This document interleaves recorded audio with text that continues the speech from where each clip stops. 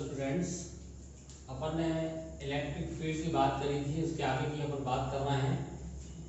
यहाँ electric lines of force की बात कर रहे हैं।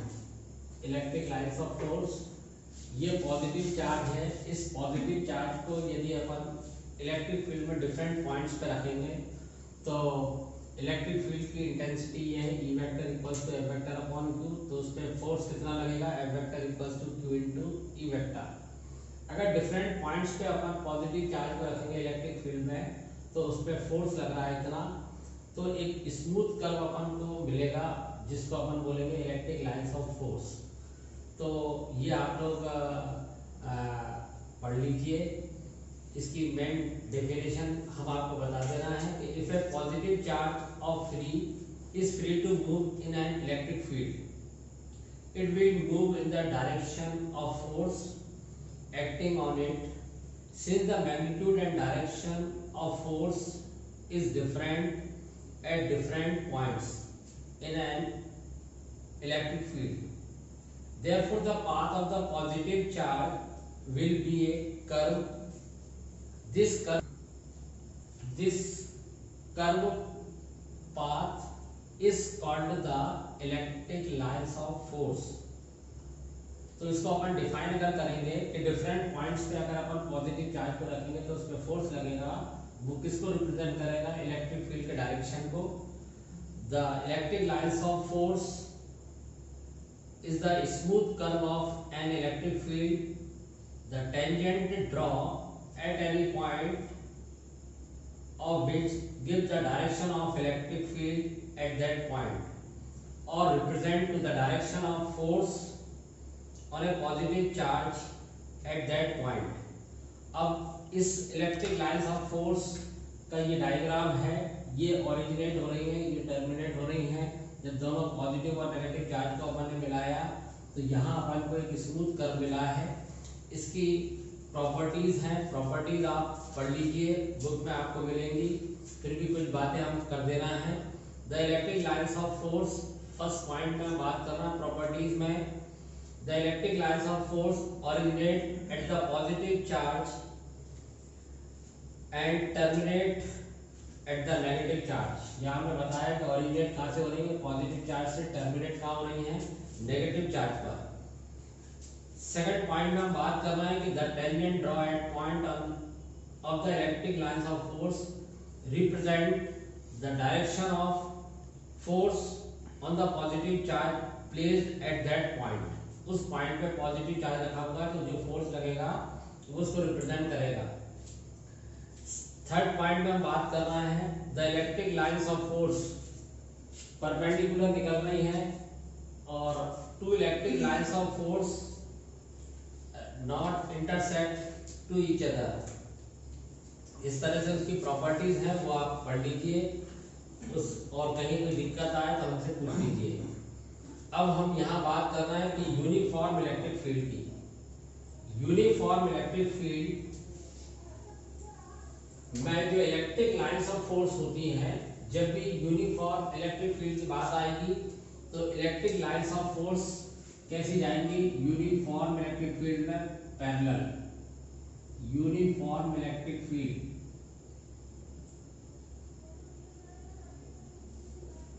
इसको यूनिफॉर्म क्यों बोला गया कि ईच पॉइंट पे जो इंटेंसिटी है वो कैसी होगी, सेम।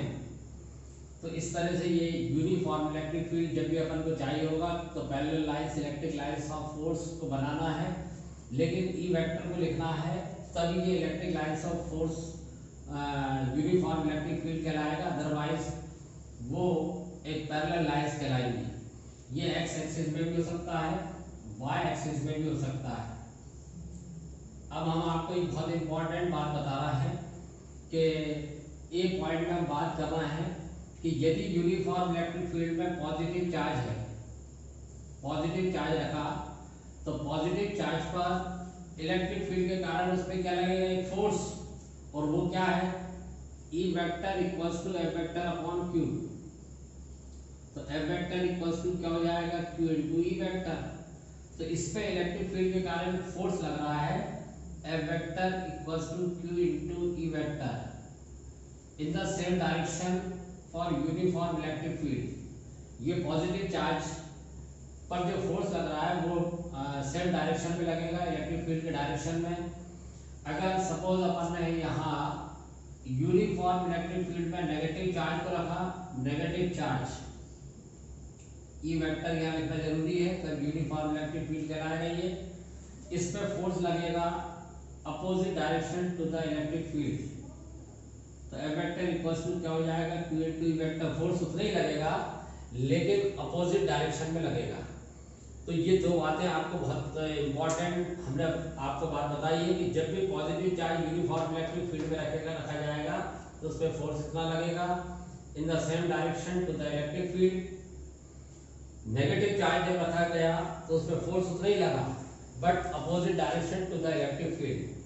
अब इसी यूनिफॉर्म इलेक्ट्रिक फील्ड पे इंपॉर्टेंट क्वेश्चंस अपन करेंगे, दो इंपॉर्टेंट क्वेश्चन के यूनिफॉर्म इलेक्ट्रिक फील्ड में अपन डाइपोल की बात कर रहे थे।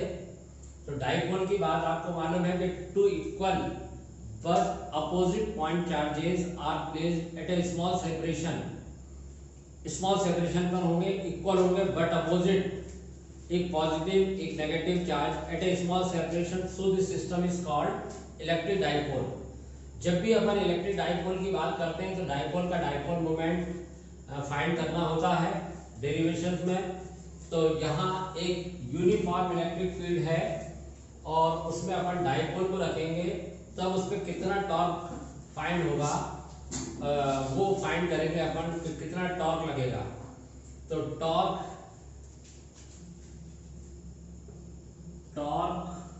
ऑन ए इलेक्ट्रिक डाइपोल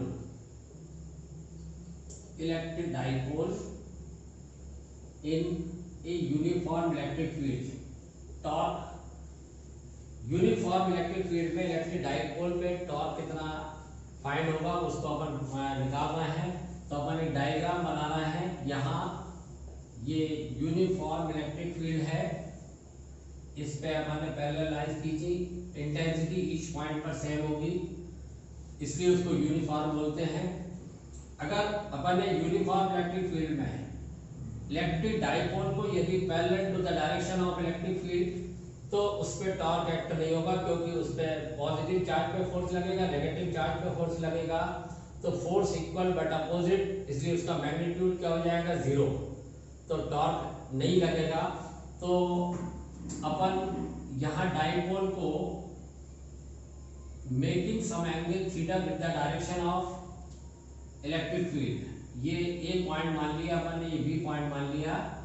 इन दोनों के बीच में ये पॉजिटिव चार्ज रखा है, इस पर नेगेटिव चार्ज है ए पॉइंट पर। तो पॉजिटिव चार्ज इन दोनों के बीच में जो सेपरेशन है वो कितना है, कितना लिया था अपन ने, स्मॉल सेपरेशन है 2a। थीटा एंगल पर इलेक्ट्रिक डाइपोल को अपन ने यूनिफॉर्म इलेक्ट्रिक फील्ड में रखा है। तो पॉजिटिव चार्ज पर फोर्स लगा F vector equals to Q into E vector in the same direction to the electric field. Negative charge पे फोर्स लगा F vector equals to Q into E vector in the opposite direction to the electric field. अब two force equal है but opposite है और इनके बीच में अपन को torque find करना है। तो टॉर्क का फॉर्मूला आप लोगों ने 11 में पढ़ा है। टॉर्क इक्वल्स टू होता है force into perpendicular distance, force into perpendicular distance. तो फोर्स तो अपन को मिल गया, लेकिन परपेंडिकुलर डिस्टेंस, तो ये जो नेगेटिव चार्ज पे फोर्स लग रहा है उसकी लाइन को अपन ने पीछे बढ़ाया और उससे परपेंडिकुलर एक्सिस बी पॉइंट से डाल दिया। तो सपोज कि मान लिया सी, तो अपन को दोनों फोर्सेस के बीच में परपेंडिकुलर डिस्टेंस कितनी मिल गई, BC। ये डायग्राम बन गया अपना। यूनिफॉर्म इलेक्ट्रिक फील्ड में इलेक्ट्रिक डाइपोल है, थीटा एंगल पे रखा हुआ है उसको to the direction of electric field और equal but opposite point charges at a small separation, so this system is called electric dipole। small separation अपन ने बताया। अब टॉर्क फाइंड करना है तो सबसे पहले टॉर्क का मैग्नीट्यूड फाइंड करेंगे अपन कि torque equals to force into perpendicular distance between the forces. Perpendicular distance,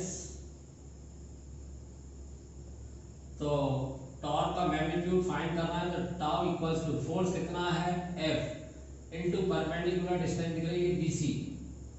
अब अपन को मालूम है फोर्स का मैग्नीट्यूड क्या निकलेगा कि tau equals to F vector equals to Q into vector, तो उसका मैग्नीट्यूड वेक्टर हट जाएगा, तो QE इनटू BC। इक्वेशन क्या आ गई फर्स्ट। अब अपन को BC परपेंडिकुलर डिस्टेंस निकालना है, तो ट्रायंगल ACB में अपन बात करेंगे। परपेंडिकुलर हमेशा काय से निकलता है, साइन थीटा से। बेस हमेशा काय से निकलता है, कॉस थीटा से। स्लोप हमेशा काय से निकलता है, टेन थीटा से। तो परपेंडिकुलर डिस्टेंस फाइंड करना है अपन, तो अपन क्या लेंगे, sine theta. Sine theta equals to क्या हो जाएगा, BC upon AB। BC upon AB, तो sine theta equals to BC upon AB कितना है 2a, तो BC equals to 2a sine theta. ये BC की वैल्यू फाइंड कर लिया अपन ने। ये वैल्यू पुट होगी इक्वेशन फर्स्ट में। Put the value BC in equation first, तो tau equals to QE into BC की वैल्यू अपन पुट करना है, तो 2a sin थीटा। ये अपन को टॉर्क फाइंड हुआ। अब अपन को मालूम है कि जब भी डाइपोल की बात आ रही है, तो डाइपोल का डाइपोल मोमेंट फाइंड करना पड़ेगा, निकालना पड़ेगा अपन को। और वो अपन को मालूम है कि Q into 2a electric dipole moment होता है, तो टाउ इक्वल्स टू, ये अपन ने Q इनटू 2a को अलग लिखा, और E sin थीटा। अब Q इनटू 2a क्या हो गया, P electric dipole moment. Electric dipole moment, तो टाउ इक्वल्स टू क्या हो जाएगा, PE sin थीटा। ये अपन ने टॉर्क फाइंड करा। इसको वेक्टर फॉर्म में अपन अगर कन्वर्ट करेंगे, वेक्टर फॉर्म, क्योंकि टॉर्क ऐसी क्वांटिटी है, वेक्टर क्वांटिटी है, तो वेक्टर क्वांटिटी में भी अपन को उसको रिप्रेजेंट करना पड़ेगा। अब अपन को मालूम है, जब वेक्टर अपन ने पढ़ा था 11th में, तो वेक्टर का प्रोडक्ट दो टाइप का होता है, स्केलर एंड वेक्टर। अब टॉर्क कैसी क्वांटिटी है, वेक्टर क्वांटिटी, तो प्रोडक्ट भी कैसा होगा, वेक्टर प्रोडक्ट। और वेक्टर प्रोडक्ट का दूसरा क्या नाम है, क्रॉस प्रोडक्ट। तो क्रॉस प्रोडक्ट में अपन ने vector A cross vector B, ये फॉर्मूला आपको मालूम है, vector A cross vector B equals to क्या होता है, AB sin theta into n cap. Unit vector आता है, यूनिट वेक्टर जिसका मैग्नीट्यूड क्या होता है 1। तो जब इसको अपन वेक्टर फॉर्म में चेंज करेंगे, तो ये हो जाएगा tau vector equal to P vector cross E vector, यानी A की जगह आ गया P, B की जगह आ गया E, sin थीटा अपनी जगह पे आ गया। तो किस फॉर्म में कन्वर्ट हो गया, vector A cross vector B में। तो टाउ वेक्टर इक्वल्स टू क्या आ गया, P vector cross E vector. इस तरह से अपन ने यूनिफॉर्म इलेक्ट्रिक फील्ड में टॉर्क को फाइंड किया।